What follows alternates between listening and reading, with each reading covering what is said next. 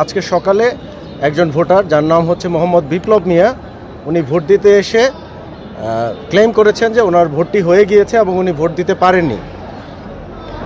এই ঘটনা উনি ক্লেম করার সাথে সাথে এই কেন্দ্রের যে প্রিজাইডিং অফিসার আছে উনি আমাদের দায়িত্বপ্রাপ্ত অফিসারকে জানান এবং আমাদের পেট্রোলটি খুব সন্নিকটেই ছিল। তারা কুইকলি এখানে এসে প্রিজাইডিং অফিসারের সাথে একত্রে বিষয়টি নিয়ে আলোচনা করেন। পরবর্তীতে আমরা বিষয়টি বিস্তারিত জানতে পারি। প্রথমত মোহাম্মদ বিপ্লব মিয়া, ওনার ভোট এখনও হয়ে যায়নি।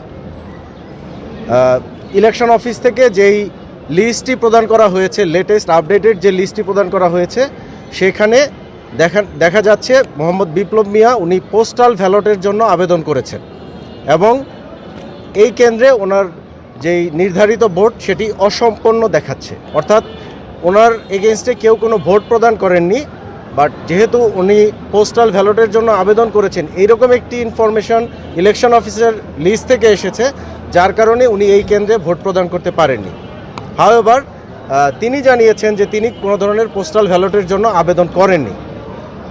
এই তথ্য পাওয়ার পরে আমরা দ্রুত এই এলাকার উত্তরার যেই রিটার্নিং অফিসার আছে তার সাথে আমরা কথা বলেছি। তিনি নিয়ম অনুযায়ী বলেছেন উক্ত ভোটার এখন ইলেকশন অফিস বরাবর আবেদন করবে।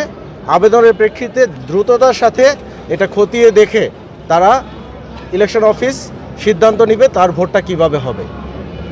এই বিষয়টি আপনাদেরকে জানানোর জন্য যে ওনার ভোট এখনও কাস্টিং হয়নি, বাট যেহেতু পোস্টাল ব্যালটের আবেদন ওনার লিস্টের এগেনস্টে দেখানো হয়েছে, এই কারণে উনি সকালবেলা ভোট প্রদান করতে পারেননি। হাওয়েভার ওনার ভোট প্রদানের বিষয়টি ইলেকশন অফিস ব্যবস্থা গ্রহণ করছে। উনি তাহলে আবেদনটা কে করলো? উনি করেনি, তাহলে আবেদনটা কিভাবে গেল? এই বিষয়টি ইলেকশন অফিসকে আমরা জানিয়েছি, তারা এই বিষয়টি খতিয়ে দেখবেন। যদি কোনো ধরনের কোনো ভুলভ্রান্তি হয়ে থাকে সেটার দ্রুত ব্যবস্থা নিয়ে ওনার ভোট প্রদানের জন্য ব্যবস্থা গ্রহণ করবেন বলে ইলেকশন অফিস থেকে আমাদেরকে জানিয়েছে। ঢাকা 18-র কোনো আসনে এখন পর্যন্ত কোনো ধরনের কোনো সহিংসতার ঘটনা ঘটেনি।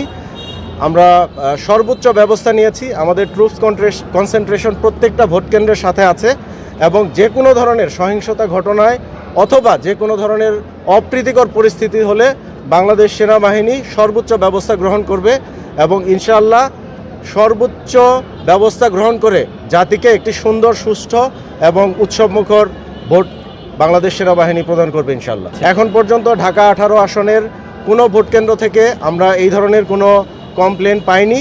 আমাদের পেট্রোল সার্বক্ষণিক প্রতিটি ভোট কেন্দ্রে যাচ্ছে এবং প্রত্যেক ভোট কেন্দ্রের যে প্রিজাইডিং অফিসার আছে এবং ভোট কেন্দ্রে অবস্থিত যে আইনশৃঙ্খলা বাহিনীর সদস্য যারা আছে তাদের সাথে আমাদের সার্বক্ষণিক যোগাযোগ আছে।